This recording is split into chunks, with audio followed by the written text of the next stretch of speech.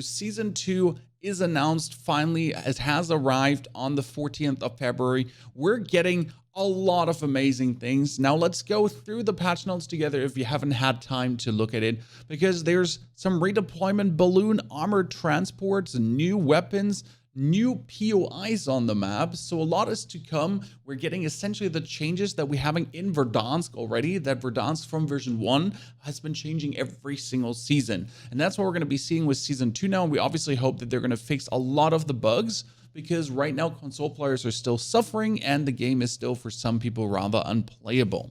These updates will include various fixes, quality of life updates, and other features that all studios worked on in the lead up to season 2. Such improvements will be similar to those leading up to this new season. A recent Vanguard update addressed low visibility issues due to smoke and fire, along with nerfs to shotguns like the double barrel when akimboed. And as promised, you can expect communications across all LED studios addressing exact changes coming with this update in the week ahead. Perfect. So they're doing a good job to actually get season 2 and Warzone into a better state, because a lot of people are saying Warzone is at an all-time low. New features: Nebular V, redeployed balloons, and more. Nebular V ammo and bombs create new offensive tactics, while portable decontamination stations offer temporary refuge. Alternatively, take to the skies with redeployed balloons and bomber planes. Explore the chemical factory and underground chemical weapon research lab. Watch for armored transport. Fresh points of interest in Caldera are here to shake up those rotations. Axis soldiers patrol these new areas and are found around the island in vehicles. Defeat them for powerful rewards. This is kind of like the armored truck probably running around PUBG style. PUBG has this armored truck, you can shoot it, it drops loot boxes, level 3 gear, and so on. So it might be that you can just shoot them and get good stuff. Caldera Clash at launch, Rebirth reinforced mid-season. The massive teamfight returns, rank up to those weapons and fight for Caldera outside of the traditional modes. Meanwhile, there are rumors of a resurgence at Rebirth Island, and we're not talking about the game mode. This update will develop by Raven Software, High Moon Studios, and Beanox, so 3 studios essentially working hand in hand together. Nebular V is meant for larger scale armaments, but can be used for small arms, ammunitions, and bombs. Both found in extremely small quantities around Caldera. I guess Nebular V armor is like stopping power rounds? Classified as a field upgrade in Warzone, Nebular V ammo is no stronger than a regular bullet, but does have one major exception. When an operator is downed by them, they will emit a poisonous gas cloud. Anyone attempting to revive this operator or standing within a few feet of them will face similar complications to circle collapse exposure, coughing, blurred vision, and a slight amount of damage over time. Ooh. Whether that to be a player health or their gas mask duration. That's actually super funny. So you down them, and then go, got poison fired. Nebular V armor takes up only one single clip of ammunition, but for some weapons that may be enough to turn the tide of a fight, especially within interior spaces. Seems extremely gimmicky, but at the same time fun without being too strong. Doesn't hurt. You put it in and you're done for. It's like stopping power rounds, but without being OP. So it's like a gimmicky stopping power rounds. Therefore, I'm okay with it. I like it. Nebular V Bombs. One of the rarest items in Warzone is the Nebular V Bomb, a locked briefcase full of deadly gas with an explosive charge. Once activated and set down in front of an operator, it will detonate after a fixed countdown and cannot be disarmed or destroyed. Its initial explosion deals a high amount of damage in a small radius, before the gas spreads outward, where it will hurt any operator without a gas mask. The gas lingers for 2 minutes before ultimately dispersing or feeding into the oncoming circle collapse. Can we put this in front of a building and gas the whole building? All the rats in there, all the campers? Operators can potentially outrun this explosion aftermath just as they would the circle collapse. But in terms of an area denial tool, the Nebular V Bomb is a powerful force if you can find it. Yeah, so the ammo, yes, the Nebular V Bomb, making it ultra rare and therefore a huge advantage if you find it. It kind of rewards like looting and not actually playing. But, we'll see how that turns out. Portable decontamination stations. Despite its toxicity, Nebular V can also be temporarily dispersed. The portable decontamination station, new field equipment in Caldera, is a portable device that filtrates air for several seconds, protecting anyone inside from the circle collapse or Nebular V. These devices impact all operator tag maps, allowing everyone to see where they are currently activated, and they can be destroyed by explosives or ballistics. With these caveats in mind, the portable decontamination station is still useful in surviving both old and new chemical threat. Okay, so you could put this up to just survive in the zone for a few seconds more. That's an interesting thing. I do like some blue zone dispersers. I think it can be interesting and create some cool tactics. Armored trucks. Now let's see what they do. Armored transport trucks are here in paradise as the Axis deploy multiple vehicles to carry Nebular V and its derivates around Caldera. These unstoppable steel behemoths are remotely roll on set looping path, attacking those within its immediate vicinity with its 2 machine gun turrets. Operators also need to avoid the mines it drops behind, as well as the aerial support it calls if it drops to low health. Upon destruction, the armored transport trucks will drop incredible valuable items, including the rarest case and... okay, so you can get a Nebular V Bomb from that directly. Makes sense. So you can force getting a Nebular V Bomb. New points of interest, the Chemical Factory and Chemical Weapon Research Lab. Aside from the massive stockpile in the Alps, Nebular V is located mostly in the factories and laboratories around Caldera. The Chemical Factory, we all remember this. It was this point of interest that had not much to offer, and now it gets upgraded, like next to mines, an arsenal, and so on, you know, the river. And it got upgraded to the Chemical Factory now. Looks actually really, really cool. Like definitely a huge upgrade. The refinery between the mines and docks that once produced phosphate has been repurposed and now is a newly constructed plant spewing out Nebular V. I like this. Like, this is what we're talking about, like the development of the map where it just moves forward.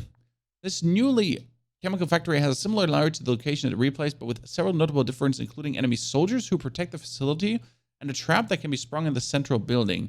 There are several more interior spaces to explore. Wait, there is NPCs? Okay, that will be interesting.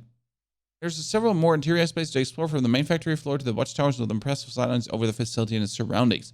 The river runs green with Nebular V.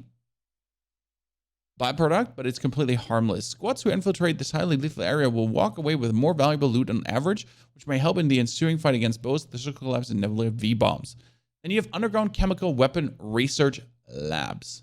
According to current intel, the Axis operates 7 research labs. I'm not native. The island hiding them underground and guarding them with small squads of soldiers. Okay, so there's an NPC faction. Do I understand that right? Expert trackers may have already found these lab locations around Caldera, but the average operator may find them thanks to several hand-drawn yellow circles on their attack map. With only one way into these facilities, your squad better have an escape plan before the circle collapses or enemy squads threatens your chance of walking away with phenomenal loadout items, which may include gas masks and Nebular V ammo. Other new features, bomber planes and redeploy balloons. So first and foremost, this is partially interesting, but also since it's visible for everyone knows where this is, it might thin out players extremely fast because one goes in, other team camps, all die, done, and then one team camps the teams. But it creates also a lot of points of interest where people will be. So if you're looking for people, it should be relatively easy to find them throughout the map. Could be introducing an interesting flow to the game. It definitely is changes that does change the game significantly right now. Other new features, bomber planes and redeploy balloons. Nebular V isn't the only new feature in this season. We have the bomber plane.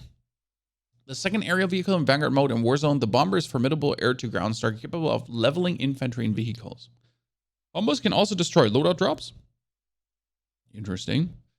While these new aircrafts can shatter anti-air guns and destroy ground-level threats, it may meet its match when confronting the fighter plane, which continues to be available in Vanguard Royale. Alternatively, drop into the stationary or truck-mounted AI and bring down these airborne behemoths with vim and vigor. Furthermore, players can expect to see health decrease to both planes as part of this update, which is good. Like, the health was just too much. And we have redeploy balloons. I guess that's like Apex Legends or PUBG. Shown on the TAC map as a blimp icon, Apex Legends, the redeploy balloon is a ticket back into the skies to reposition thousands of meters away from your set location. Operators can ascend to the top of the balloon via a zipline tethered to the balloon, then leap off at the top, deploy with a parachute to cover a great distance. Planes or weaponry can destroy the redeploy balloon, and once the balloon is deflated, operators can spend a few $100 to reinflate it. I like this. This is really good for this map, especially with the verticality and everything, and sometimes where you're stuck. Well, you might just get straight up beamed out of the air because, again, this is not Apex Legends where it's hard to beat someone out of the air. It's Warzone where people just completely obliterate you on any kind of distance with their no recoil guns.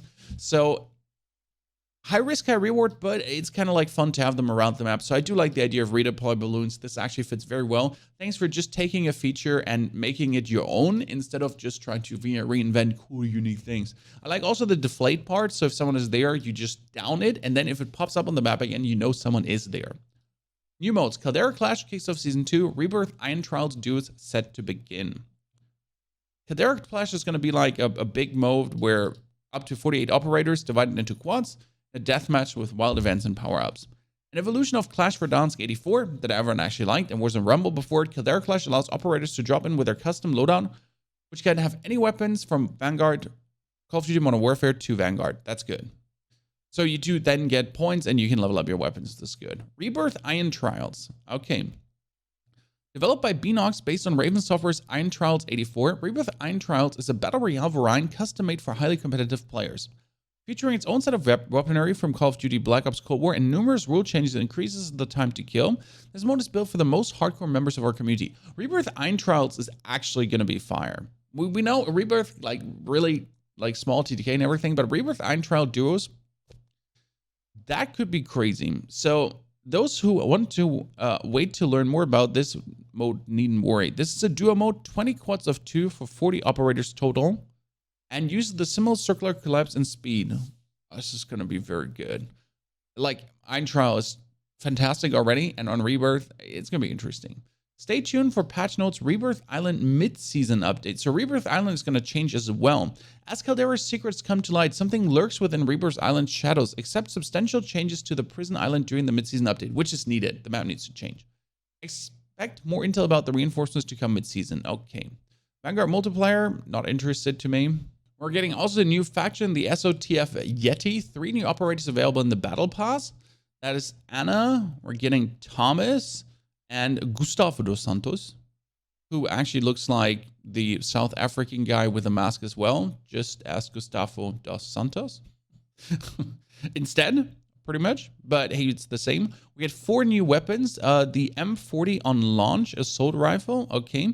Adopted across several Scandinavian armies during the war and also the preferred weapon of Anna Drake. The KG-M40 is a high-caliber, fully automatic weapon that rivals the first 3 assault rifles unlocked in Vanguard, boasting the second highest damage per shot in its category, similar effective range to the NZ41 at a fire rate above 600 RPM. Okay, an EM2. Like this is going to be an EM2 C58. This weapon can be strong contender in mid to long range. It's going to be a C58, pretty much, with a slightly above 600 RPM and high bullet damage C58. Whitley LMG at launch. We don't need more LMGs, but we'll see.